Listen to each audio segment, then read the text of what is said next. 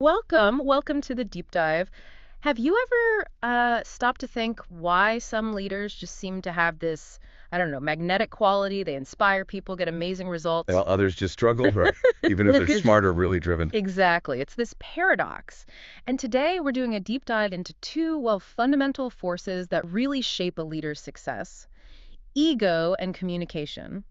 The cornerstones, really. We're pulling insights from some fascinating material, specifically a source called Ego and Communication, Cornerstones of Effective Leadership. Yeah, it's got some really practical stuff in it. Our mission: to unpack the key insights, maybe some surprising facts, and the practical perspectives from this material. We want to help you understand how these two things, ego and communication, really steer the ship for a leader. How they work together or sometimes against each other. Okay, let's unpack this. So let's dive straight in. Our source material kicks off with something called Leadership Principle #39, and it's pretty direct. My ego will inevitably influence our direction. Simple, but it kind of hits you, right? It really does. It immediately pushes back against that old idea of the leader who knows everything. What's fascinating here is how it reframes leadership, doesn't it? Absolutely. It's saying leadership isn't about always being right, having this perfect image. It's actually rooted in being willing to learn, to adapt, to grow. And the source, it paints a really clear picture. When ego takes over, a leader can become, well, blind to their own flaws. Fine, yeah. And crucially, this makes them unwilling to admit mistakes or even just listen to different ideas. It becomes a huge barrier. A barrier to actually leading effectively. Exactly. Think about leaders, historical or even current ones, who failed not for lack of talent, but because they just couldn't see past their own ego. Right, and those ripple effects. Wow. The material describes how an ego-driven leader doesn't just hurt themselves, they create what it calls a toxic environment. That's a strong term, but fitting. It really is.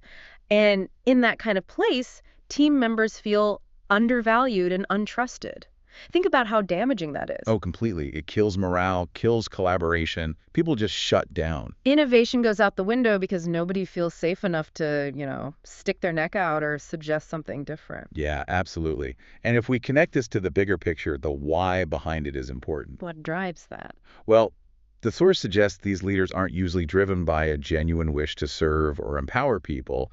It's often more about insecurity. Insecurity. Interesting. Yeah, and a kind of constant need for validation. So they focus relentlessly on their own image, their reputation, their status. You mean me? Pretty much. Yeah. And when that happens, when their needs come before the team's or the organization's goals, you get this culture of fear and mistrust. Fear and mistrust, that sounds awful. It is. It becomes like a zero-sum game. The leader feels they win, but the team loses out on psychological safety, on being able to actually contribute properly. You see things like micromanagement, blame games. Okay, here's where it gets really interesting and maybe a bit sobering. We've got data. Yep. Our sources point to a Gallup statistic that's, well, it's startling. 64% of employees report that their boss's ego is a major obstacle to their productivity and job satisfaction. 64%. Wow, I know. That's nearly 2/3 of the workforce feeling actively blocked by their leader's ego. It's not just a feeling, it's hitting productivity. That's a massive number. And, to build on that, there's an insight from Harvard Business Review in our source material, too. What does that add? It basically says leaders with high levels of narcissism, which is often linked to unchecked ego, are more likely to engage in destructive behaviors. Like what kind of behaviors? Things like exploiting employees or putting their own interests way ahead of the organization's. Yeah. So we're not just talking about someone being a bit difficult. No, this is actual harm. Real harm, people getting burned out, ideas maybe getting stolen, resources going to pet projects instead of where they're needed. It shows the severe real-world impact. That really paints a powerful and honestly kind of unsettling picture of ego's reach. It makes you stop and think, doesn't it? Definitely. And the source material kind of wraps this section up by asking some really critical questions for you, the listener. Self-reflection questions. Yeah. Like, can you tell when your ego is interfering with your ability to lead and execute? And how do you keep things like pride, selfish ambition, and a lack of humility in check? Tough questions, but essential. They really are not just rhetorical. They're about building that self-awareness you need to manage this powerful force inside us. Couldn't agree more. Okay, so we've just walked through that tricky landscape of the ego trap, but there's always a counterpoint. Antidote. Exactly, or maybe the essential complement, and that's effective communication.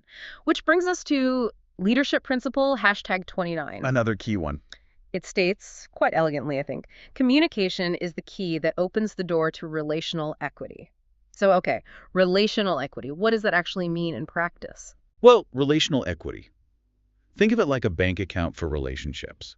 It's the trust, the goodwill, the shared understanding you build up over time. Okay, like social capital. Exactly, like social capital within your team, with your peers.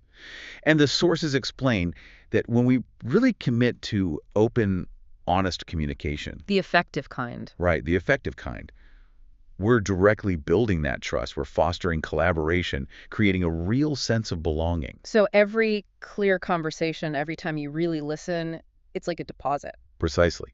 Those are deposits into that relational bank account.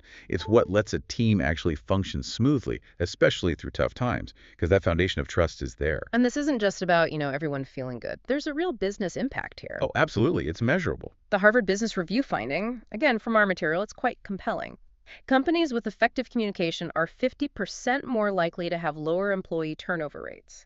50%. That's huge. Isn't it? It directly ties good intentional communication to keeping your team stable, to real business results. It shows that when people feel heard, understood, informed, they're just much less likely to leave. It saves costs, keeps knowledge in-house. It's more than just job satisfaction then. Much more. And, investing in open, honest, and transparent communication, it's not just about sending emails or having meetings. Right. It's deeper than that. Yeah, it means actively creating spaces where ideas can flow, where feedback is genuinely welcomed, not just tolerated, that people feel safe. Ecologically safe. Exactly.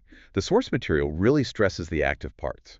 Deep listening, asking good questions, even being vulnerable sometimes, admitting you don't have all the answers. That takes courage. It does. Yeah. But that commitment, the sources argue, is what unlocks the full potential of our relationships. It builds that culture of respect, empathy, understanding. It's like building an immune system for the organization. That's a great way to put it. A resilient culture where problems get tackled, misunderstandings get cleared up quickly, and people feel valued enough to contribute their best ideas. And it really hammers home the leader's responsibility here, doesn't it? Absolutely undeniable. The material says it clearly.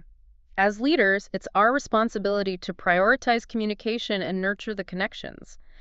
It's not an HR thing or an annual review thing. No, it's constant, a daily practice. Remember, the ego-driven leader often hears but doesn't listen. Right, filtering everything. A leader focused on relational equity consciously works against that. They choose to genuinely engage, to overcome those ego blocks. So the benefits are pretty broad then. Hugely broad. Our material outlines how it's not just stronger relationships, which is vital, of course. But it goes beyond that. Yes, effective communication also drives business results and creates a lasting impact. Better decisions get made, problems get solved faster, there's a shared sense of purpose. So the team can adapt better, innovate more. Exactly. It powers both the people side and the strategic side. It creates an environment where people don't just show up, they actually thrive. Wow. What a journey this deep dive has been. We've looked at the pitfalls of unchecked ego, how it can blind leaders, create toxic places. And really drain productivity, yeah. Totally. But then, in stark contrast, we explored the incredible power of effective communication, how it's the foundation for that relational equity. It's a really compelling contrast. One tears down trust, the other carefully builds it. Yeah, builds it brick by empathetic brick, you could say. The main takeaway from our source material seems crystal clear. That commitment to self-awareness about your ego combined with really intentional, transparent communication, it's not just nice to have. No, it's absolutely non-negotiable for effective, lasting leadership. And this raises, I think, an important question for you to ponder after this deep dive. Go on. How might a leader's deliberate act of humility, you're really letting go of the ego's need for control and validation, how might that actually enable and even amplify their ability to communicate with real clarity and empathy? So humility fuels better communication. Which in turn builds that relational equity. It creates this kind of virtuous cycle something powerful to think about. Definitely a virtuous cycle worth chasing. Thank you so much for joining us on this deep dive. Yeah, thanks for tuning in. We really hope you'll reflect on these insights, see how they might apply to your own leadership or, your team dynamics. We'll catch you on the next one.